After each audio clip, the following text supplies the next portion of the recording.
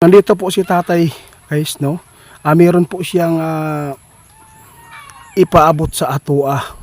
Kasi yung hinuhulaan po ng mga manghuhula sa social media, sa totoo lang guys, no? Nagkakatugma po talaga.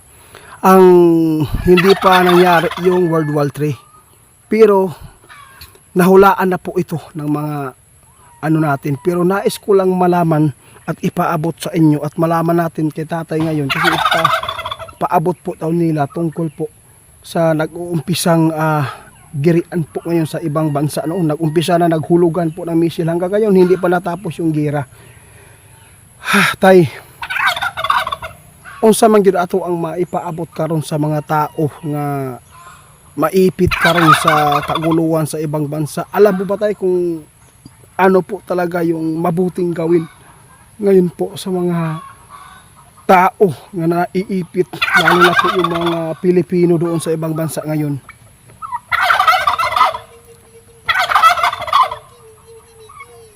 Sabi po ni tatay, sa lahat po ng mga OFW dyan, dapat po talaga sa 2025 makauwi muna kayo. Titingnan lang po natin baka po ay hindi po magkatuluyan po yung World War III sa 2025. Sana po, no? Kasi sa totoo lang nakita po ng ating kaibigan na Duwende na mangyari, ilang milyon talaga mamamatay, no? Ilang tao, ilang libo. Tulad po ngayon, tayo doon sa Israel, di ba? Pumalag na po yung ICC. Gusto parang gusto nila talaga na anong tawag yung nasa Israel ngayon, yung prime minister nila na parang may arrest na po, may warrant of arrest na yata. Ang nakikita po natin dito, mas lalo pa ito guys titindi yung away. Okay? Oo nga, tama po kayo. Kasi ang nakadaot daw ani guys, o sila nakadaot ani jutay, ang sabi ni tataya, ang nakasira talaga ngayon sa US si Biden. Siya po talaga, nanablagid siya guys, no? Ginamit po niya yung last po niyang term ba na posisyon niya, no? Kasi hindi pa siguro nakaupo si Trump, kaya ito sa lahat po ng mga makapanood din ito sa mga OFW, sana po, no, maghanda kayo ngayon 2025 kasi kung magkatuluyan ito, kung maisali po yung Pilipinas sa kaguluhan na yan, kung magpapagamit talaga yung ano natin dito, ito po yung pinakadelikadong mangyayari. Kasi sinabi po ng ating kaibigan kung anong mangyari po dito sa Mindanao at saka sa Pilipinas natin, sa dito talaga sa Luzon, ha? Inuuna po nila talaga yung malalaking city. Hindi lang po yan ang ating masasagupa, kundi pati pa mga kalamidad tay. Sabi ni tatay, tama gid kayo katay. Kaya nga alam mo guys kung bakit po ang Pilipino talaga dapat po na magkaunawaan po para kung ano man yung dagok na dumating sa Pilipinas, yung mga tao na matutulungan pa natin na naiipit sa kaguluhan kung sakali man dumating yung World War III, ito po yung ang pinakamalaking mangyayaring kalamidad, no? Siguro, ito na po siguro tay.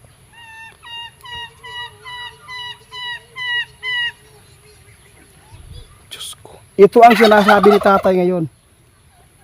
Kung meron man tayo nasagupa na kalamidad, no, na sobrang lupit, hindi pa natin naranasan ang totoong lupit ng mga pangyayari na masasagupa ng isang tao tulad po ng gira na World War III. Ito po yung kinatatakutan po nila ng mga Duwende dahil po nakita po ni tatay at saka yung mga Duwende nilang kasamahan na lagi pong ipinapaabot. Kasi yung World War III guys, payag din sila, no? Ang problema lang po daw dito, ang nakikita po ni tatay, ito po, hindi po ito pananakot.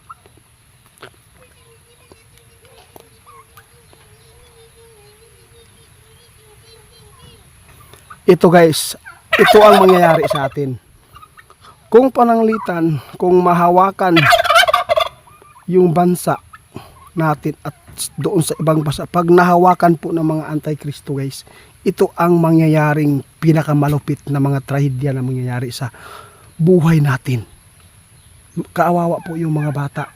Nakita ni tatay, kung humawak po yung anti-Kristo, alam mo ba anong mangyayari? Lahat po ng hindi umanib sa kanila, uubusin daw nila. Uubusin. Pupulbusin tayo guys kapag mangyari, kung sila po yung makahawak. Yung umanib sa kanila, yun po ang ligtas sa kanila.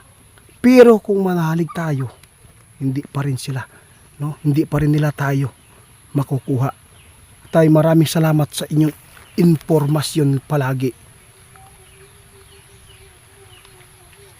Oo, lalo na, no? Lalo na po yung nasa ibang bansa ngayon na mga OFW na hindi po makakauwi dahil walang ipon.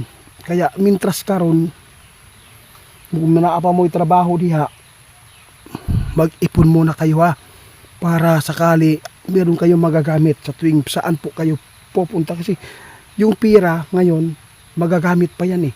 Oo. Pero balang araw hindi na yan magagamit. Hanggat magagamit pa yung pira, ipunin mo muna para po pagdating sa araw ng kaguluhan, meron po kayong magagamit para papunta, pauwi, para meron kayong magagamit pagkain. Huwag nang paghinayangan po yung bahay na magarang bahay dyan, no? Tay, ulan naman tay, pasensya na. Okay lang po, okay lang po sa kuha, maulan lang po. At least maipaabot na ako ang katotohanan po dito sa mangyayari. Ang hindi pa daw natin nasagupa ng pinakalapit na mga trahedya sa buhay natin guys, yung giraha na World War III. At saka yung anti-Kristo, hindi pa yan dumating sa atin. Wala pa, hindi pa yan. Naumpisahan dati, kasi sinubukan na yan eh. Alam na po niyo yan kung ano, hindi ko lang babanggitin kasi bawal po yan sa atin na banggitin natin kung ano man yan. Kung gusto niyo magtanong kung ano po yan, inumpisahan, no? Sinubukan na nila na yun po. No? Anong nangyari? Lahat po tayo ay kung hindi tayo makalabas, wala. Sinubukan na yan. Kaya salamat po sa inyong pagtitiwala. Tay, maraming salamat. Salamat ha. Tay, ba't nawala si tatay? Tay? Nawala si tatay guys. May problema guys. Ano kayang problema?